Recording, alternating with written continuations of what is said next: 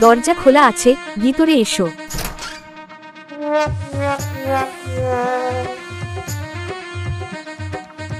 আরে বউ, তুমি আবার মুখ ফুলিয়ে বসে আছো কেন?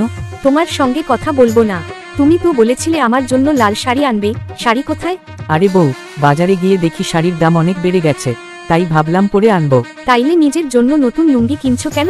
ওটা তো খুব জরুরি ছিল বউ, পুরানো লুঙ্গি গায়ে দিলে হাওয়ায় ঢুকছিল।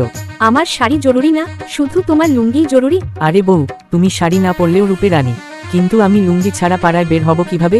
আহা, তাহলে কি আমাকেও লুঙ্গি পরে বাজারে পাঠাতে চাও? হা হা, তুমি লুঙ্গি পরে বের হলে পাড়া মহল্লার সবাই তোমার দিকে তাকিয়ে থাকবে। সেজন্যই তো বলেছিলাম আমার জন্য একটা শাড়ি আনো। আচ্ছা বউ, তুমি যদি খুশি থাকো কালকেই তোমার জন্য শাড়ি আনবো। শাড়ি তো এমনি আনতে বলেছিলাম, আমি শুধু দেখছিলাম তুমি আমার কথা একটু ভাবো কিনা।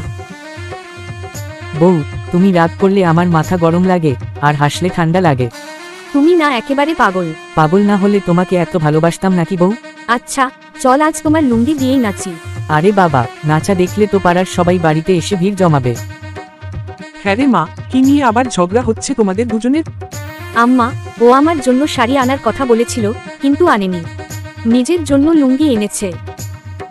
আরে বাবা, লুঙ্গিটা জরুরি ছিল বোধহয়। আম্মা, আমার শাড়ি কি জরুরি না? বউ, তুমি শাড়ি না পরলেও সুন্দর, কিন্তু আমি কি লুঙ্গি ছাড়া রাস্তায় বার হতে পারবো? মানে আমি শাড়ি ছাড়া থাকলেই সুন্দর আর তুমি লুঙ্গি ছাড়া থাকলে লজ্জা? তোমরা না একেবারে নাটক শুরু করেছো। আচ্ছা বউ, কাল তোমার জন্য শাড়ি আনবো, ঠিক আছে? সত্যি? কালকে শাড়ি কিনে নিয়ে আসবো, সঙ্গে তোমার পছন্দের চটপটি খাওয়াব। আর আমার জন্য কি আনবে? আপনার জন্য বড় মাছের মাথা আনবো। আরে বাপরে, মাছের মাথায় আমার মন খুশি হয়ে যাবে। আম্মা, তাহলে কাল আমরা সবাই বাজারে যাব।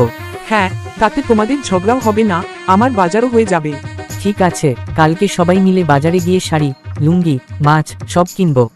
তবে আজ রাতে আমার রাগ কমানোর জন্য তোমাকে আমার পছন্দের গান গাইতে হবে। গান গাইতে হবে? ঠিক আছে, তাহলে আমার পছন্দে একটা গান গাইছি। তুমি আমার শাড়ির রানী, আমি তোমার লুঙ্গির রাজা।